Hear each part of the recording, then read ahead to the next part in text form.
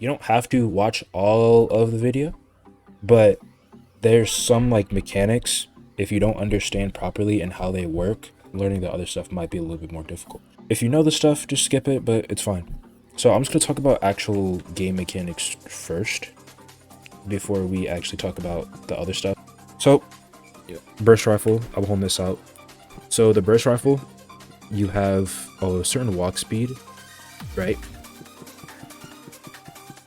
And as you see, I'm just walking normal, right? If I start walking with the burst rifle and then switch to my Uzi, I want you to see what happens.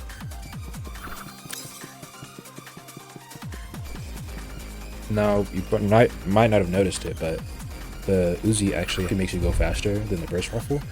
And the reason for that is actually pretty interesting. So if you go to the overview, the weapon metrics, you notice that the move speed is actually minus 10%. Basically, if you hold out a primary weapon like the burst rifle or the assault rifle, right? If we check the overview for this, it's minus 10%.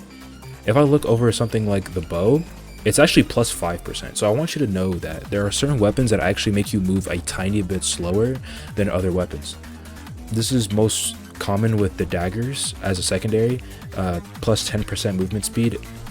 The Uzi is basically just stock movement speed, like it's just completely normal.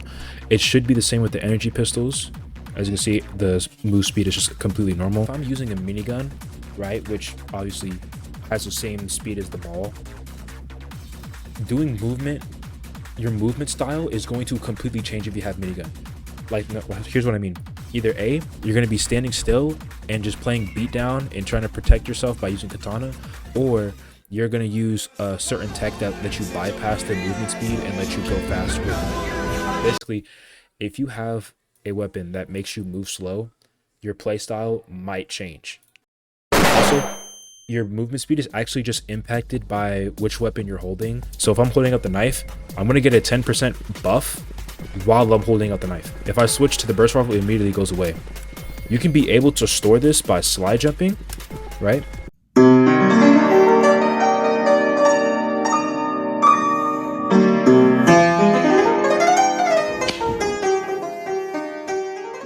Which I'm gonna explain what that is right now. So basically slide jumping, right? You already know what slide jumping is if you've played this game, but if you haven't, it's simply just slide and you jump.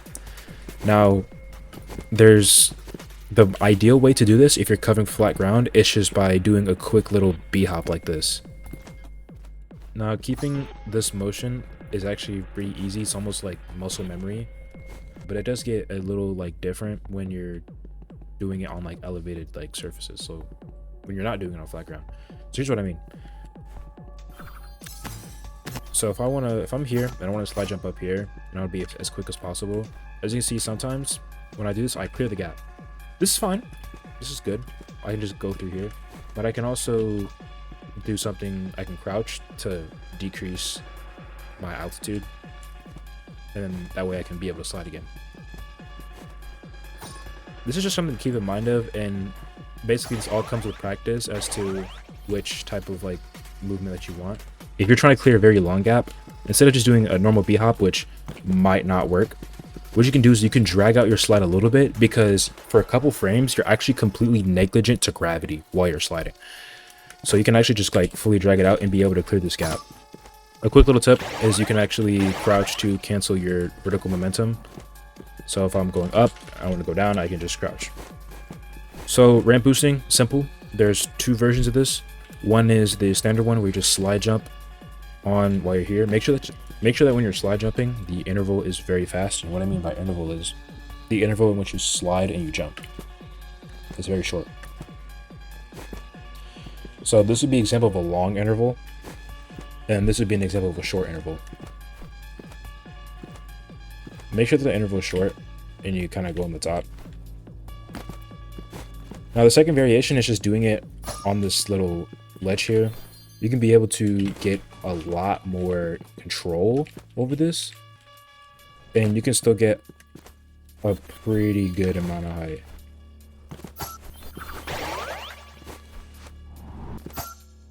So surfing is also another thing that a lot of people get confused.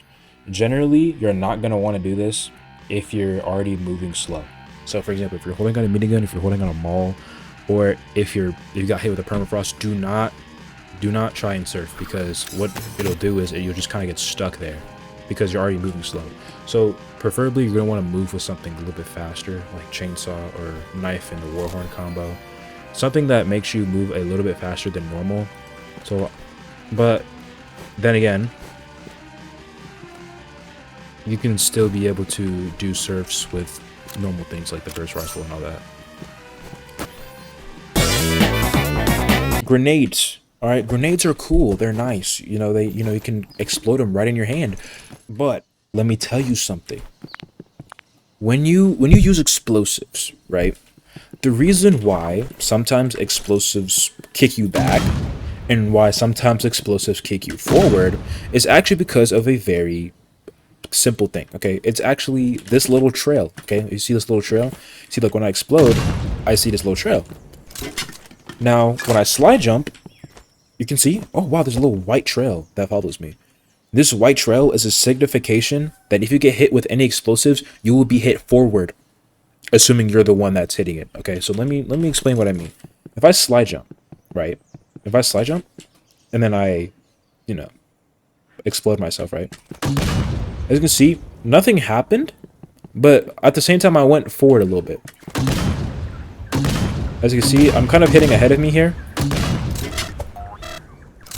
And that's just because when you slide jump, it just negates all, like, backward momentum. You just go forward. So we're just going to show this without the slide jump, right? With the little trail.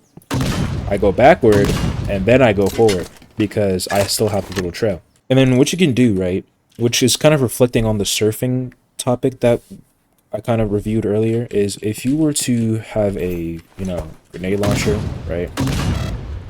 You can be able to double jump into a surf and be able to just glide on ramps. And the reason why this works is because if you're going up, right, if you're moving in an upward momentum and you have this little trail, you can be able to surf on basically any ramp ever, as long as your net velocity is up in any way, shape, or form.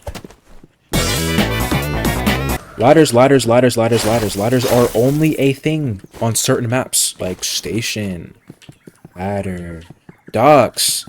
I don't. Just because something doesn't have ladders doesn't mean that they also have climbable surfaces. There's climbable surfaces in a whole bunch of maps. You can be able to slide jump off of them. This is called ladder lurching.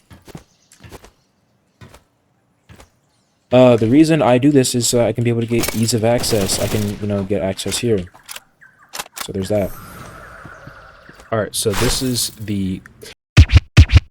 Yeah, so instead of teaching you a random tech on how to cone boost, I'm just going to tell you that to treat every single slope like a ramp. Alright, so circles count as ramps, because you know how there's like little instantaneous points, right?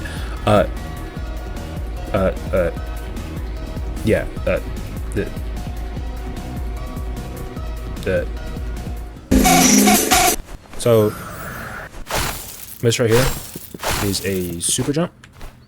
Super jump is one of the most sought after techs.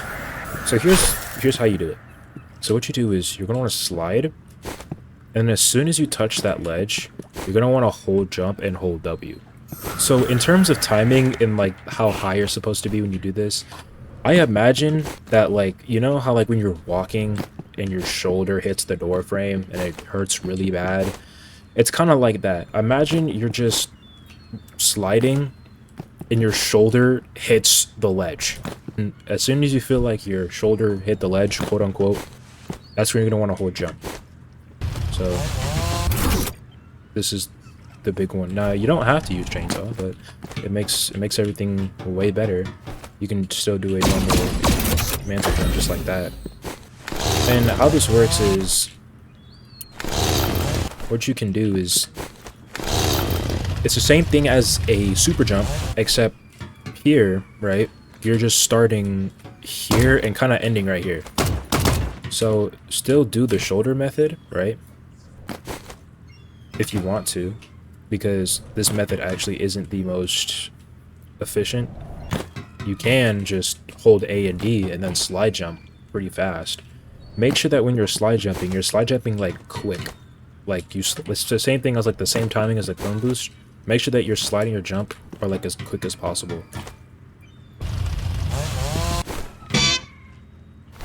So this is what I was talking about. You don't have to start at that certain like spot.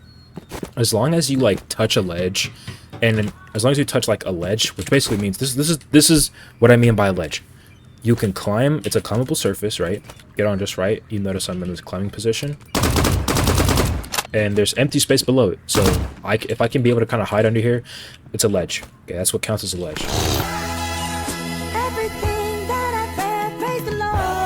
You probably already know what this is just by the choice of loadout.